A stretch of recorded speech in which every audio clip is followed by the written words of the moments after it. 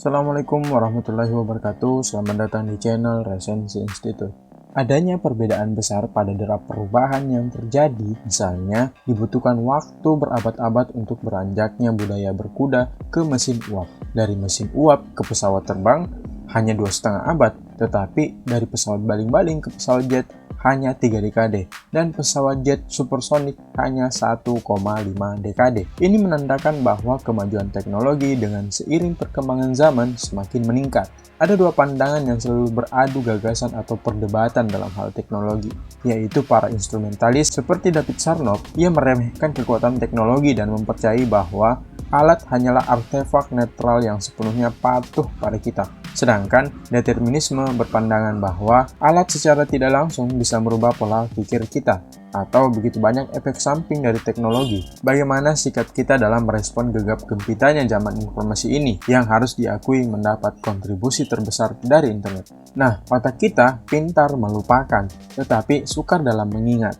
John Sweller, seorang psikologi pendidikan Australia, mengatakan bahwa otak terdiri atas dua jenis memori yang berbeda, jangka pendek atau kesan langsung, sensasi dan pikiran, dan jangka panjang, sistem pengarsipan. Di dalam sebuah tulisan yang dipublikasikan pada 2008 di New York Review of Books, Michael Greenberg menemukan keindahan di dalam saraf otak. Dia melihat bahwa sistem neurologis kita dengan cabang dan pemancarnya serta celah berjengkalnya yang canggih memiliki improvisasi kualitas yang tampaknya mencerminkan tidak bisa diprediksinya pikiran itu sendiri. Yang berubah adalah tempat panah pada saat pengalaman kita berubah. Banyak alasan yang harus kita syukuri bahwa perangkat mental kita bisa begitu cepat beradaptasi terhadap pengalaman, sehingga otak lama pun bisa diajari trik baru. Namun ada juga kabar buruknya.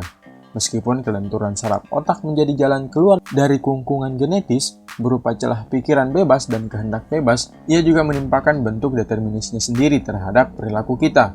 Saat sirkuit tertentu di dalam otak kita menguat melalui pengulangan aktivitas fisik atau mental, sirkuit tersebut mengubah aktivitas yang bersangkutan menjadi kebiasaan.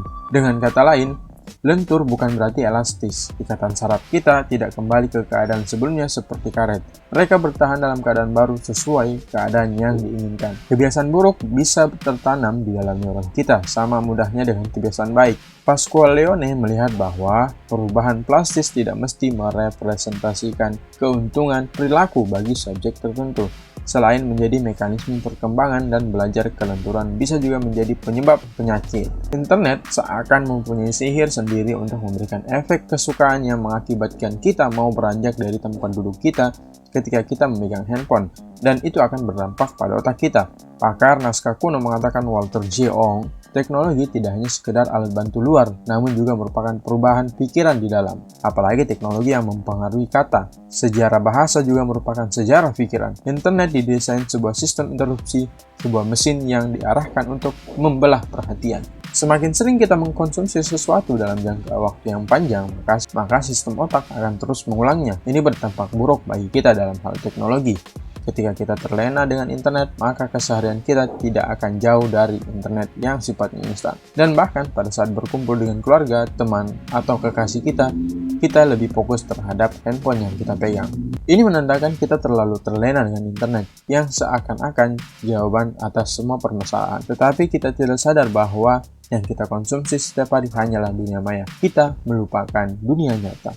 Bagaimana sikap kita dalam merespon gegap gempitanya zaman informasi ini yang harus diakui mendapat kontribusi terbesar dari internet? Sebagian pihak mengingatkan kita supaya bersikap cerdas, tajam di tengah gelombang yang ada. Jangan biarkan diri kita terhanyut dan terus berikan kesempatan kepada pikiran dan nurani kita untuk eksis dan tetap memegang komando dalam kehidupan sehari-hari, dalam pekerjaan, dan dalam gaya hidup. Kini, pilihan harus kita putuskan.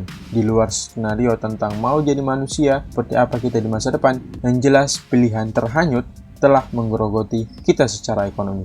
Terima kasih. Ada pertanyaan?